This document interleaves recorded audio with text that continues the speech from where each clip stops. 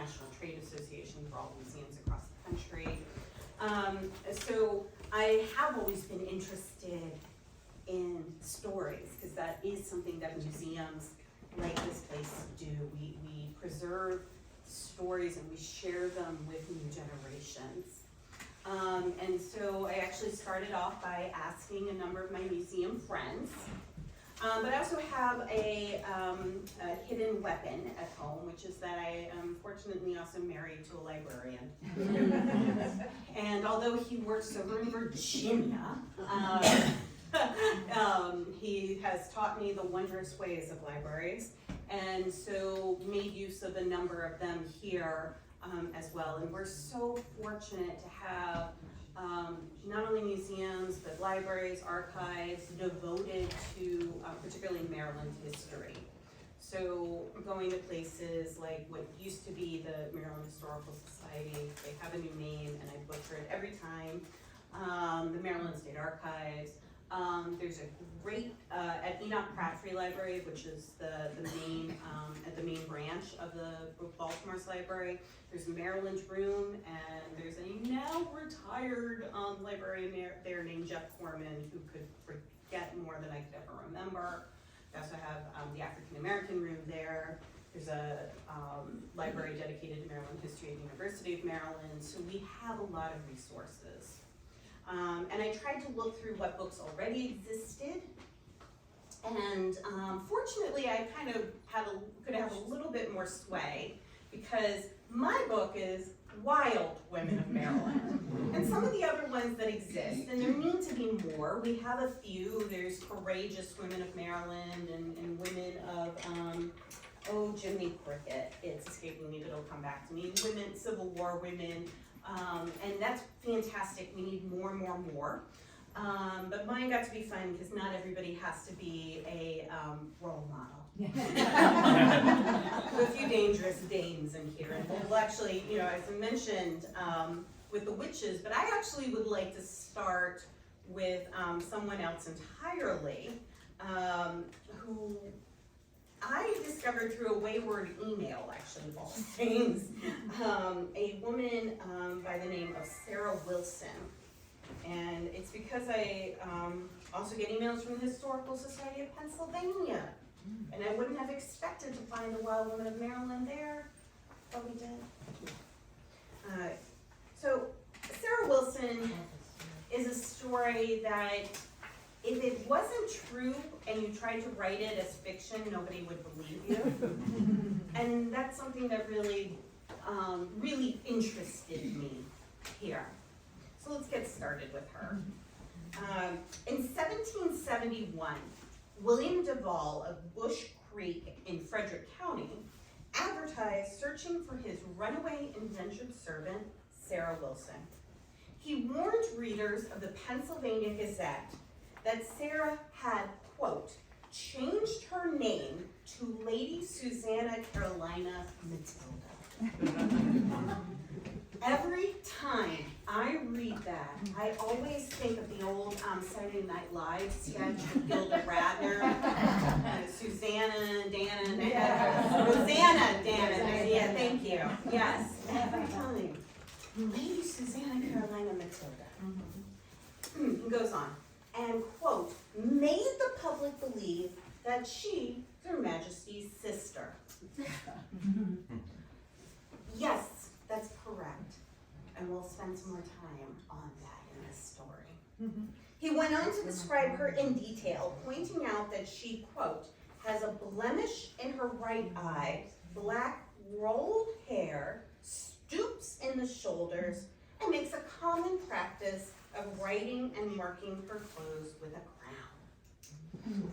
According to his description, Sarah was pretending to be English royalty, and he offered a reward for her return.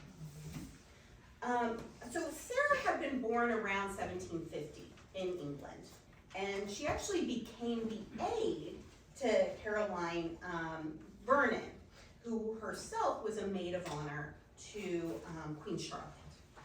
And under Caroline's employ, Sarah not only learned the ways of the aristocracy, but she also managed to steal several of her employer's fineries. In the British Gentleman's Magazine in 1773, it was described how Sarah had, quote, found means to be admitted into one of the royal apartments, took occasion to break open a cabinet, and rifled it of many valuable jewels. Although she was caught and sentenced to death, as was, frequently the case, Caroline took pity on her wayward servant and said she had Sarah shipped out to the New World. Her punishment was coming here to Maryland. So she ends up being an indentured servant, or in this case, really a convict servant, sent to do her labor here. And so she is sold to William Duval in Frederick County. Not that it took long for Sarah to escape. Soon she was traveling south, pretending to be Princess Susanna. Quote, she had carried with her clothes that served to favor the deception and had secured a part of the jewels together for Majesty's picture. Okay, so somehow Sarah had not only come here, but had managed to bring with her more stolen goods. Like I said, if you wrote this as fiction, I don't think any one of us would accept this, but this is real, which makes it just absolutely delightful.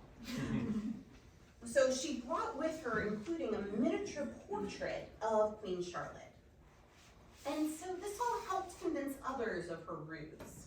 The Gentleman's Magazine continues, recounting, quote, she traveled from one gentleman's house to another under these pretensions, and making astonishing impressions in many places affecting the mode of royalty so inimitably that many had the honor to kiss her hand.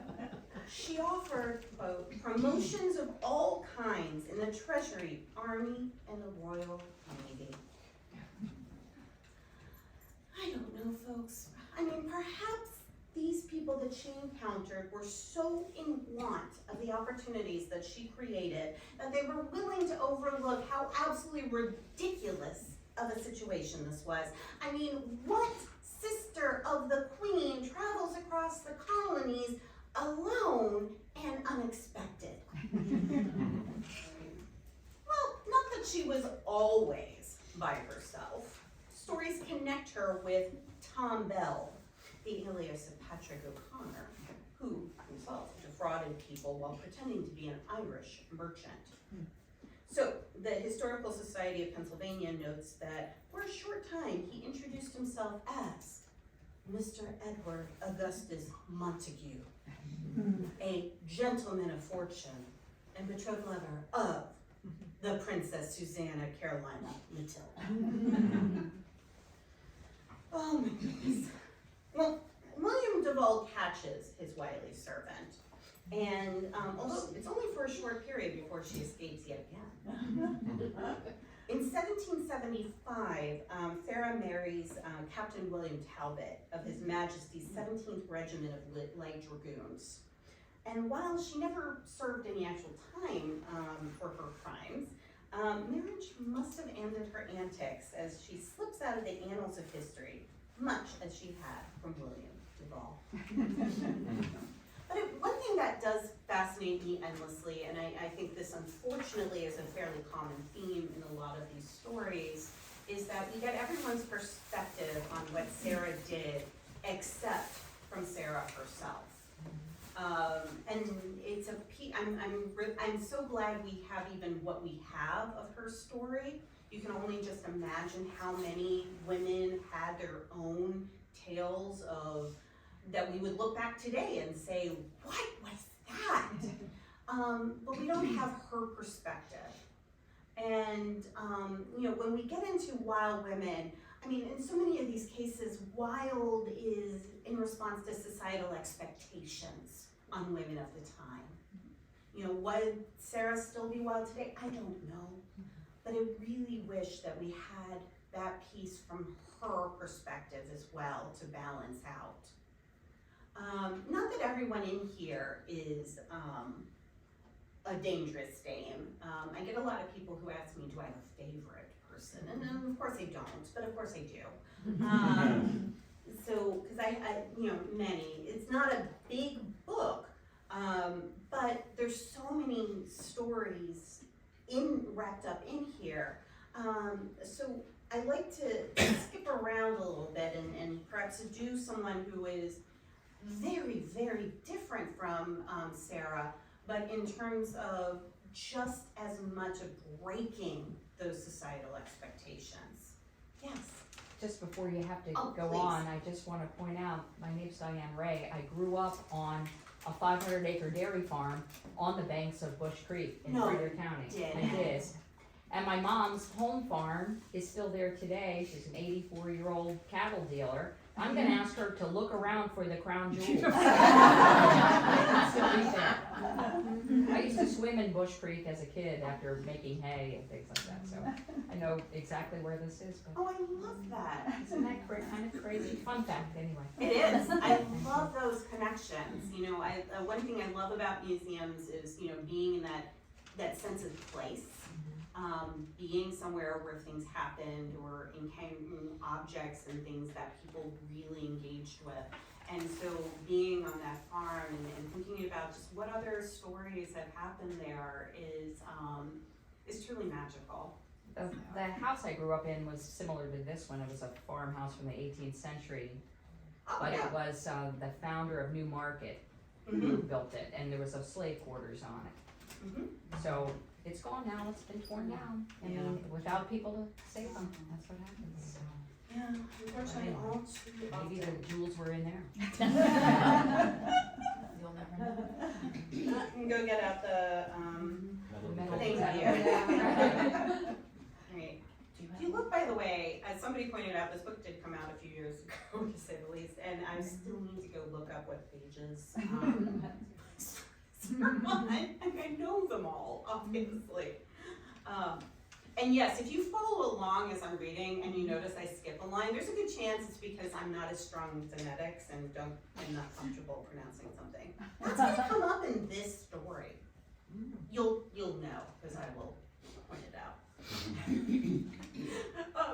So we're gonna switch very forward in time, because like I said, it just, to me, shows the wide variety of women. And this is the story of Virginia Hall. Is anyone? Oh, fantastic. So, right, exactly. And the rest of you, if you don't know who she is, you'll love her by the end of this. She's not my favorite, but she's totally my favorite. Virginia Hall had been born in 1906 in Baltimore, and she's born into a well-to-do family, the kind that encouraged her to pursue education and to follow her dreams.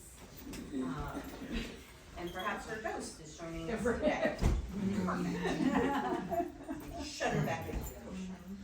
And so this encouragement inspired her to attempt to become a foreign service officer.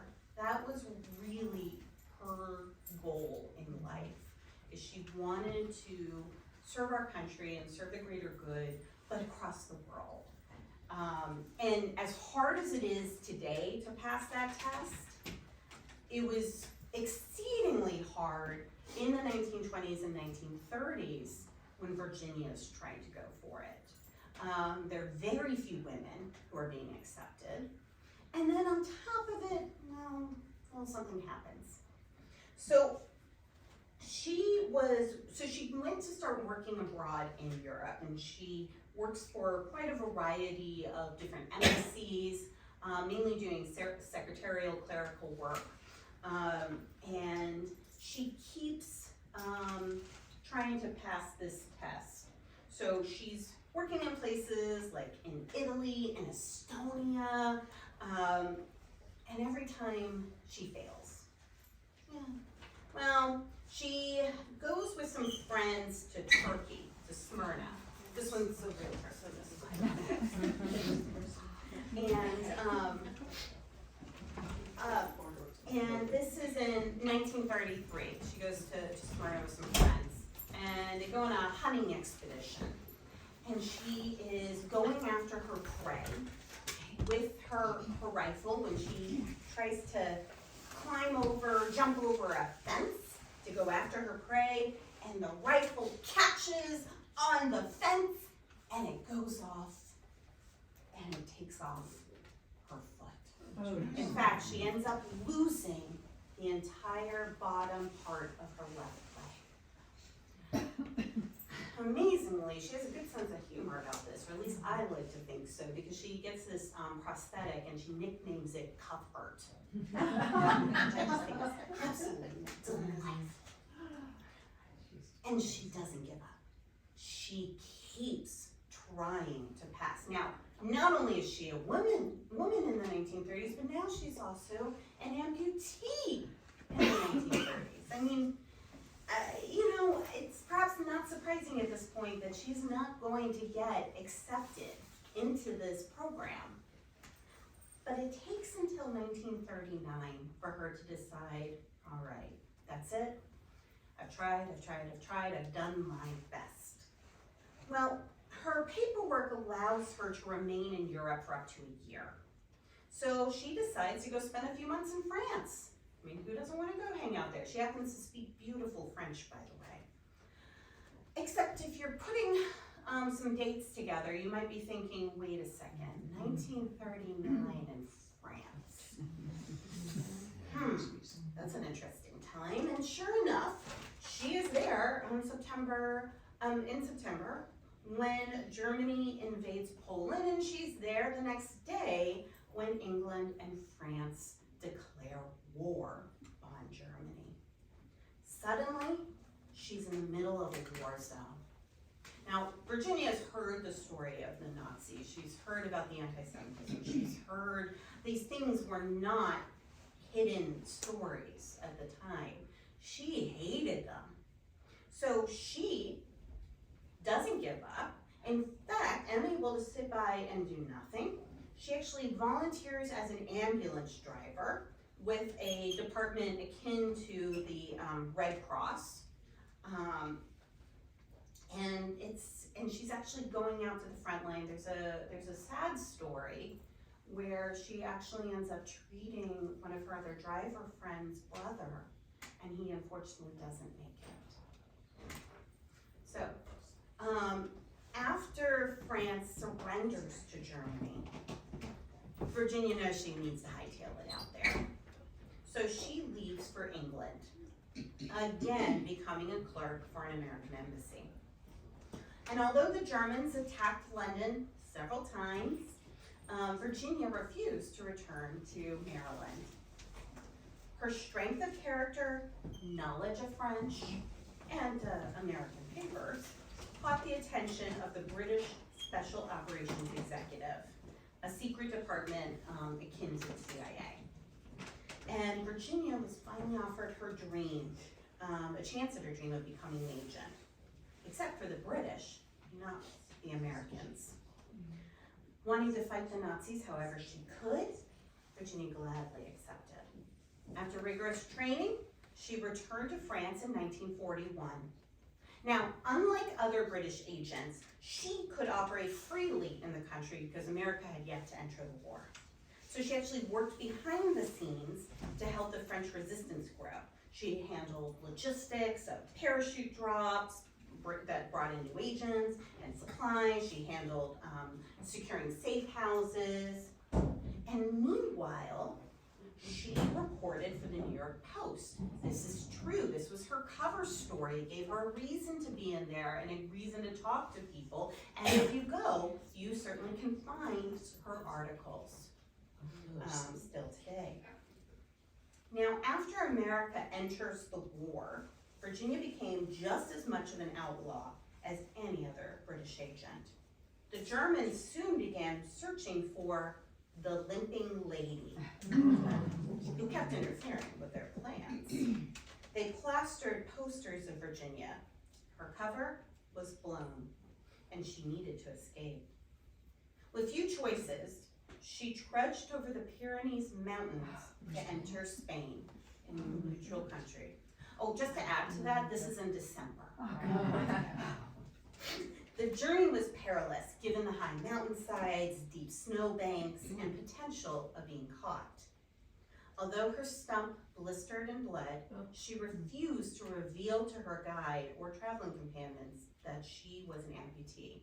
She didn't want them to worry that she would slow them down. And honestly, I should have included the line, they wouldn't have let her come if they knew.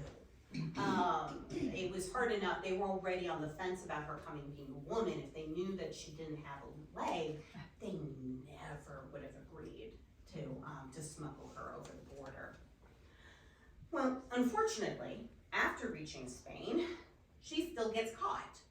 I mean, her passport and paperwork is all not stamped properly. She didn't come in through the right channels. So she actually spends most of December in jail, where she befriends another prisoner. Now, when that woman is released, she goes to the American Embassy on Virginia's behalf. And after a few weeks, Virginia is actually freed. So she tries continuing her efforts in Spain, but didn't really feel like she was helping her friends back in France. Many of her allies there had been caught and were now imprisoned. Unable to stand waiting around again, she's doing very little, she returns to England.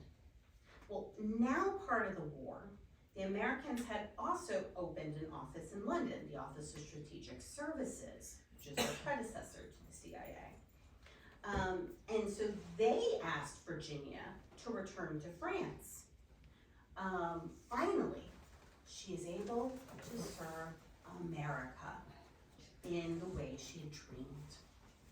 So she goes over, disguised as an old woman to make use of that lint there, and sneaks across the English Channel in a motorboat and heads deep into the French countryside.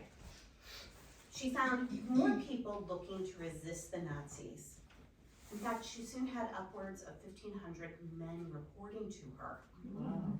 They blew up train tracks, arranged supply drops, spied on Nazi activities.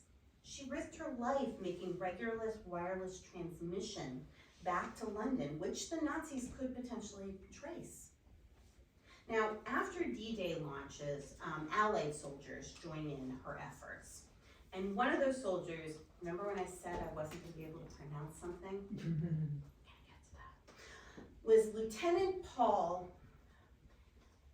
So my mom speaks French beautifully. And I tried, y'all.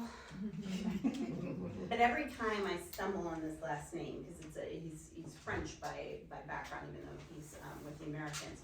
Goillot. Anyone? Sounds great. So Paul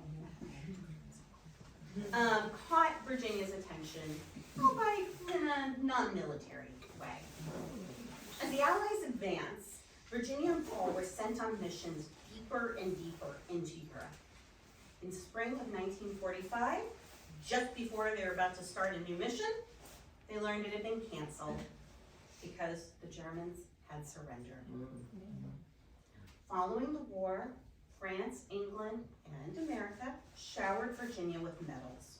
She accepted them privately or in absentia because she wanted to remain undercover. She worked for the American OSS, and then of course its descendant, the CIA. In 1950, she married Paul. And they eventually retired in 1966 back to Maryland, had a farm in Barnesville, and Virginia passed away in 1982 at the age of 76.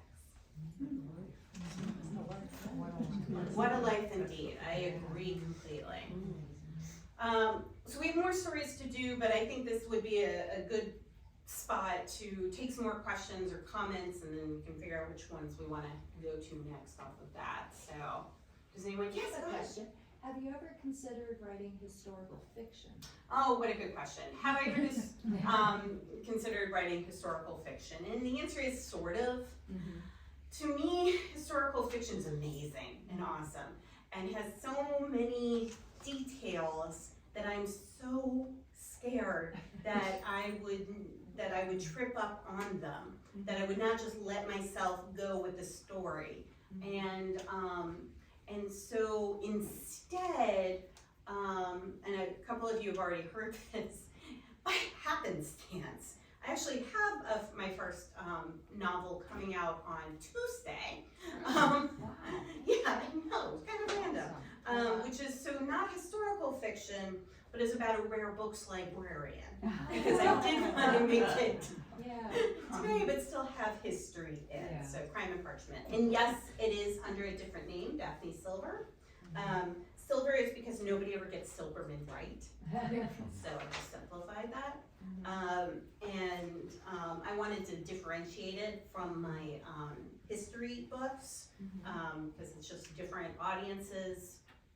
Sometimes I feel like there's probably, if we set up a Venn diagram, there'd probably be some overlap.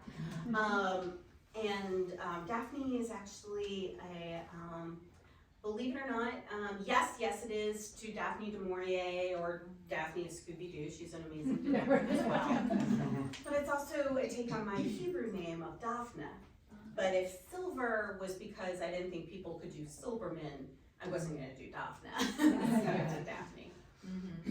So anyway, I thought a lot about it, but it was just, I didn't feel like I would be able to let myself go into the story. That I would get just too bogged down with the historical details. Yes, thank you. Yes. Do you know when you were doing the research back on Sarah Wilson, did you find any advertisements for her as a runaway in the Maryland Gazette? I didn't, but it doesn't mean there aren't. So a lot of the research, and this is the case for a lot of the book, the stories, and we'll do some more in a moment. There are two ways to do research when it comes to newspapers. Way number one is the way my mom and I used to do it, doing genealogical research, which is on microfilm and microfiche, scrolling through all the pages, hoping you land on something and hoping your eyes don't just bluster over. Way number two is that many of these things have been digitized. And so you do keyword searches or you kind of look through things, but as good as the technology is, and it's gotten better, OCR, optical something character recognition. Oh, thank you. I was like, what was the C? I knew the recognition, but thank you. It's gotten really good, but it's still not perfect. So there may be more things there. And with more time, you probably can find a lot more. I mean, Virginia Hall, for example, there have been, since there was a book, Wolves at the Door, that was, I think, previously written, but there's another book that has come out since I published this, and there's been a lot more, which is great. There's so much more you can dig into to any of these women's stories. And by the way, in terms of newspapers, I mentioned I'm married to a librarian, and one of the superpowers of your library is using your library card to access databases, including a lot of historical newspaper databases for free. And so a lot of things, now Maryland Gazette is a little different because you can also search for that independently of this, but if you want to look through the Baltimore Sun or the Afro-American or some other newspapers, you can get all that with a library card. Library of Congress also has, through the Chronicling American Newspapers Project, a number as well that's available. Or you can pay for newspapers.com, which is part of Ancestry, or in many cases go to your local library, and they often have free subscriptions that are available on site. But a lot of these other ones you can get from any computer, anywhere you are, which is pretty cool. So, all right, we'll do one more and then we'll get back to the stories. The book about Virginia Hall is called A Woman of No Importance. Thank you, that's the, yes. And it's really interesting, and most fascinatingly to me, it has pictures Oh, yes. of her, where she was at different times in her life, and you know, Wolves at the Door was an older one. Women of No Importance, if I recall, is the one, and it's It's more got recent. so good reviews and all, so I definitely recommend it. And if you want something a little different, and a little more body, there was a show, I don't think it still exists, on Comedy Central called Drunk History. Thank you all. And it's funny, because I don't actually drink, I'm a complete teetotaler, but just by, but in the premise of the show is they get comedians drunk and they tell historic stories, and then they reenact the narration of the drunk person telling the story. I promise you, it's a hoot. And they do one on Virginia Hall. They do one on Harriet Tubman as well, and it's just, you should watch them, they're hysterical. Do that in concert with reading the actual book. Like, don't take it just on its own. It's meant to be entertainment. All right, let's do another story. What do we want to do? I know what I want to do. I like to switch around, but we'll keep 20th century, late 19th, early 20th century. Where are you? There you are. Again, like you said, like I said before, you would think I would know where my own stories are, but I don't. Okay, we're gonna do Sadie Miller, and you'll find out why. So Sadie was at Western Maryland College, today McDaniel College, in the 1880s. And she discovered a love for two very different subjects, journalism and baseball. She'd gone to school with the hopes of becoming an actress, but became enamored with the relatively new sport of baseball while attending local games. Of course, it didn't hurt that she was falling for one of the players, Charles R. Miller. She never missed a game, even sometimes ditching class to catch one. See, if you say kids today, I'm just telling you, 1880s. Anyway, after graduating, Sadie began reporting for the Democratic Advocate in Westminster, which eventually led to a job with the Baltimore Telegram. Her new position combined her passions as she began covering the recently created Baltimore Orioles. She also ended up marrying that baseball player, Charles. Realizing the bias she'd be up against as not just a journalist, but a female sports journalist, Sadie used SKM as her byline. This hid her identity well enough that when she was introduced to the president of the New York Giants, baseball, the one that the Commanders are fun. Why, you're a lady. I hope so, replied Sadie. But in addition to sports, Sadie reported on world events and took up photography. A photograph she took of 3 Spanish officers being kept in Annapolis during the Spanish-American War was published by Leslie's Illustrated Weekly, a major national newspaper. And this actually ends up leading to a position with Leslie's. And so while working with them, Sadie started with military assignments, including photographing top secret facilities, and became the first woman to cover the national political conventions. She traveled the globe, including hiking up the construction of the Panama Canal, covering earthquakes, Jamaica, San Francisco, visiting a leper colony on the Sandwich Islands, going solo through mining camps in Alaska near the Arctic Circle. Her fearlessness led her to becoming a war correspondent. And she goes on, and she frequently covers political, royal news, forefront of women's rights. She took the last photograph of Susan B. Anthony before her passing. So in 1909, though, Sadie recounts one of her more unusual experiences, driving through a Baltimore sewer. Great. Quote, being a housekeeper in Baltimore, I am, and by the way, She is not a housekeeper in Baltimore, but I love that. And I also love, this is one of the reasons I wanted to do this story, is that we get this from her perspective. It's her telling the story, and I love that. Let's continue. It's great. I am naturally interested in any project which will better the sanitary condition. And when I learned that it was possible to travel in an automobile for 6 miles through this huge underground tube, I seized the opportunity and joyfully went into the great dark sewer with a party of 5 gentlemen who were actuated by this same interest. All right, so she goes on, a couple descriptions and things, so she goes on to cover their odd adventure.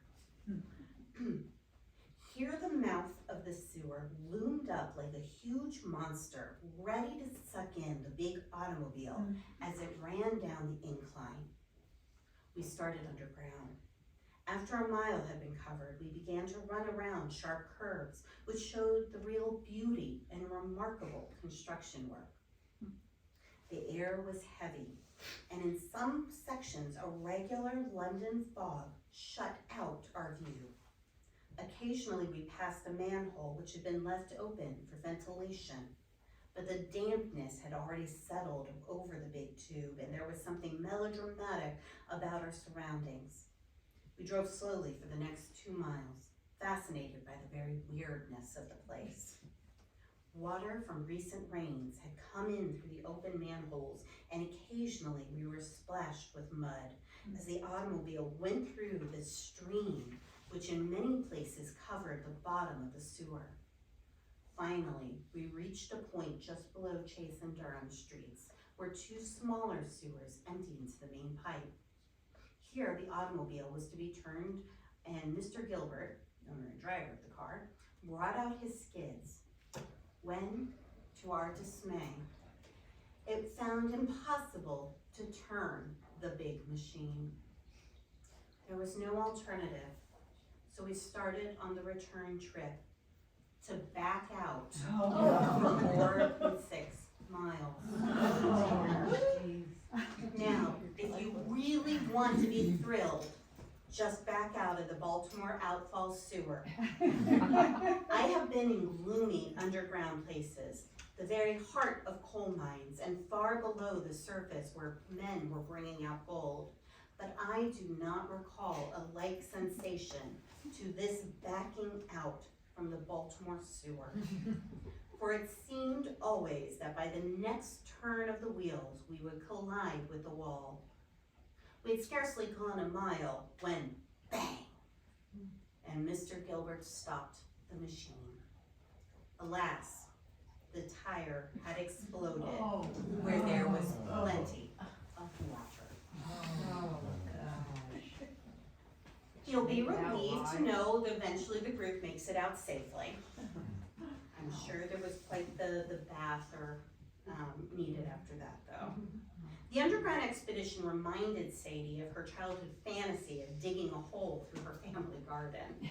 She tried a few times to carve out the passage using a pudding spoon beneath the honeysuckle bush, but the gardener, quote, objected to the uprooting of his favorite climber. Sadie unfortunately passed away early of a stroke in 1920. And while she rarely enjoyed prestige during her lifetime, her work was actually rediscovered by a professor at McDaniel College, which has a shrine to its remarkable alumna. Nice. Great. Let's do one more story and then we'll do some more questions. You know what I want. I think I remember it was literally a page over. So the last story we're going to do takes place not long after Sadie's, and this is Violet Hill White in Baltimore still. I tried to have a variety, a wide dispersion throughout the state, but I mean, Baltimore is has the largest population, and so it's not surprising that at the end, we still have a good number of stories really coming from there. Excuse me. So in 1937, Violet Hill White suited up as Baltimore's first African-American officer, male or female. Granted, she wasn't given a uniform or a badge or even a gun, but that didn't stop her. She actually began her day mid-December 1937 at 7:30 a.m. And it's interesting, there's this really strange dichotomy, because as I said, she's not given a lot of these tools, and yet I found this incredible that more than 100 people crowded the district to actually attend a celebration of her starting with the department. After giving a polite bow and appreciation and tidying up her office space, she set out to locate Lillian Burton, who was suspected of biting a man during a fight. Violet found her, brought her in. So Captain Nicholas Gatch, who served as her commanding officer, explained to the Afro-American newspaper that her duties would be to, quote, assist in securing statements from women, minors arrested for alleged violations of the law, aid in clearing up domestic troubles among couples, make arrests, be detailed in other districts whenever needed. Later on, Violet recalled how her supervisor set her out that day, saying to her, quote, there's no program here, no curriculum, so stretch your wings, young lady. She told the Baltimore Sun in 1963 that she replied, yes, sir, I said, and I did that. And it's difficult since then to draw them in again. Soon she was involved in a bigger case, tracking down a potential murderer. 23-year-old Violet Key, which happens to be the same first name, was accused of killing Charles Sales. Again, rookie policewoman found her suspect, and the young woman would be sentenced to 6 years in the penitentiary for her crimes. Although she primarily worked with juvenile and parental issues, Violet didn't shy away from other crimes like murder, drugs. Quote, I've never had any fear of the underworld, she told the Sun in 1955, and none of the work can prove too hard for me. She shared how she went undercover as a dope user, walking the streets in a simulated narcotic stupor until approached by a dealer. She paid for drugs using marked bills. When she returned to buy more, another dealer, suspicious of her, quote, shoved an automatic in my face, nice and cold. I stumbled back over him, and a thane narcotic mumble pleaded for his cigarette. I knew he believed me when he shoved his dirty, wet cigarette butt in my mouth and allowed me to leave with my purchases. Using the intelligence she collected, federal agents soon raided the house, broke up the drug ring. Another time, she faced a 6'4" supposed religious prophet who was suspected of housing minor boys and giving them alcohol. Quote, no woman, he said, has ever set foot in the prophet's temple. He blocked the doorway to his home, holding his arms out wide. Although a small figure, herself and lone and rarely armed, Violet faced him undeterred. She simply walked into his house under his outstretched arm. Prophet, she said, there's always has to be a first time. Her work led to his conviction.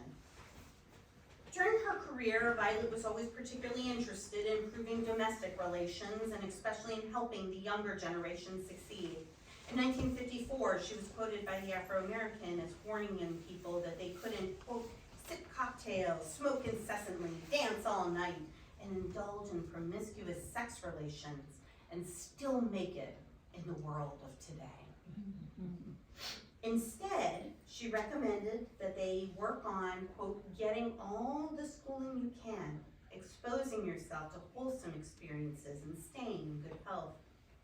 That being said, she assured the youth that she wasn't suggesting they become Puritans, have a good time, she said, but plan your good time.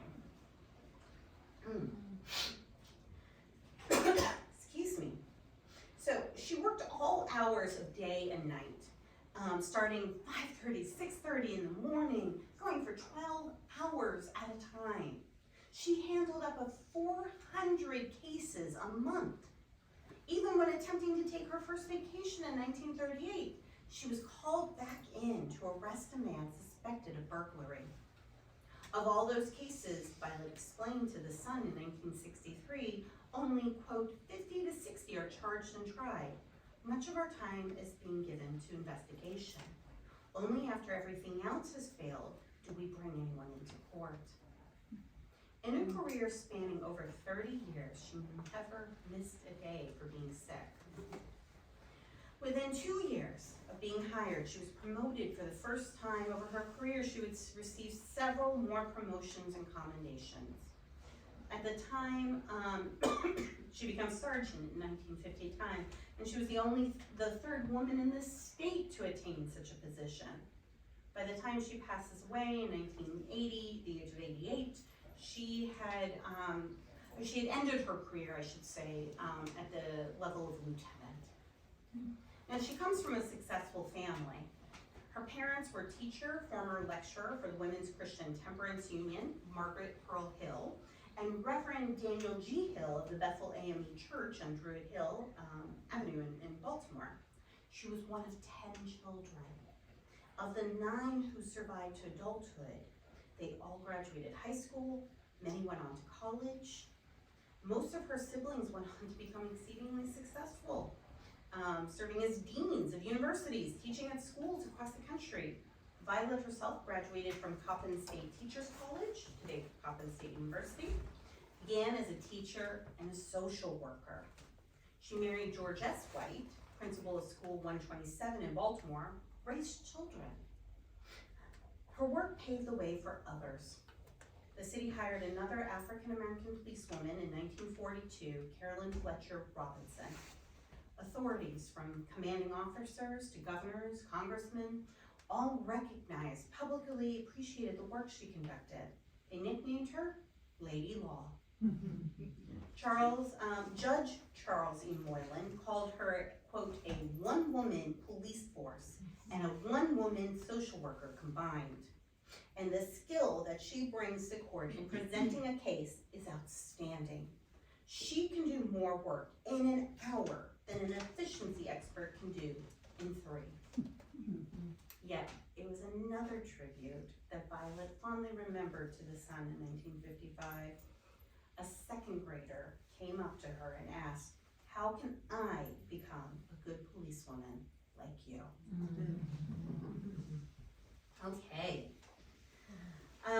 So it's just a few of the stories in here, but we just have a few more minutes to get questions and any comments from all of you.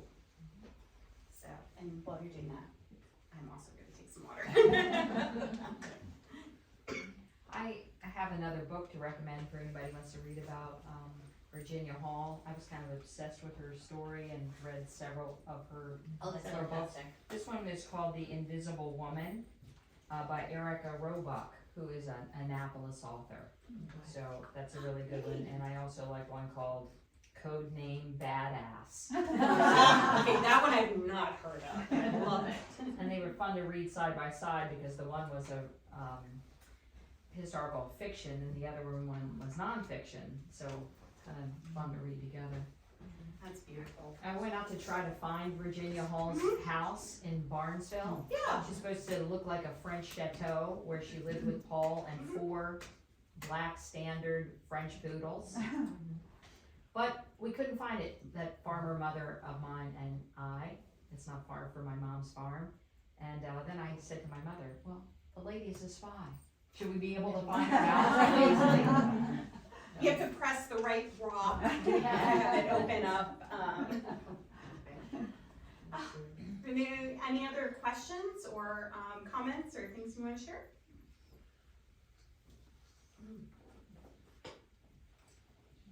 Were there other ladies that you wish you had room for, or now since you've written the book, you've run across their stories and you would add a couple more chapters? Sure. Well, there were some women who I included. So I also have my book, Wicked Baltimore, Charm City, Sin and Scandal. And so there were some women that are in that book, but not in this one. So like Ella Fitzgerald or Betsy Patterson, because it's kind of fun that we have two would-be queens of European royalty in Baltimore. At least got to allude to Betsy when talking about Ella Simpson, so that was fun. But there are so many more, excuse me, sorry, that exist out there. And I think one of the things that is pretty incredible, like you're talking about, and as for you, but the stories of Virginia Hall, how much more information we're getting out every day. And that's something I definitely want to see continue. I don't care if that's by me or anyone else. It's there's just so many phenomenal stories that certainly there could be a volume 2, 3, 4 easily. So yeah, we'll go with that one for the moment.